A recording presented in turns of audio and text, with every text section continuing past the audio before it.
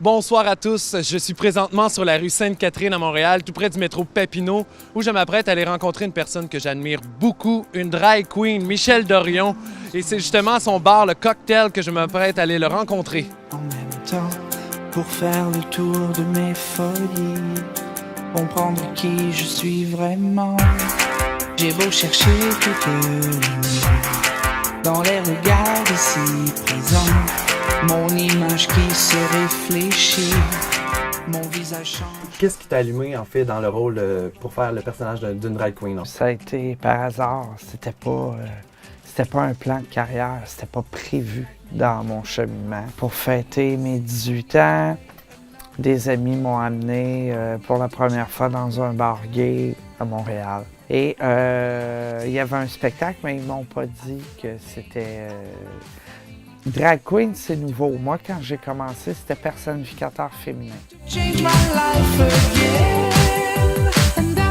OK. Ce que je fais, c'est encore ça, mais on accepte drag queen, mais c'est un trop long sujet. OK, ouais, c'est ça, OK, je comprends. Donc, je suis allé voir un spectacle, il y avait des filles que je trouvais plus grandes qu'habituellement. Ouais.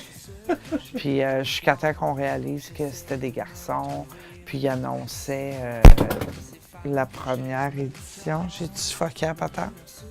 La première édition d'un concours amateur. OK, fait que toi, ça a commencé avec un concours, là. Ouais, mes amis ont dit « Hey, inscris-toi, t'as l'air d'une fille. » Si moi, du jour au lendemain, je décide d'être une drag queen pour percer. Faut que tu aies. J'ai commencé à une autre époque. Hein? J'ai Oui, commencé c'est ça. en même temps que Mado. Les bars, c'était pas comme aujourd'hui. OK. C'était plein. Jump pack, 7 soirs semaine. Oui, c'était les beaucoup bars. plus intense, hein, dans, Oui. dans cette époque-là. Là, si C'était je me- beaucoup plus payant aussi pour nous OK.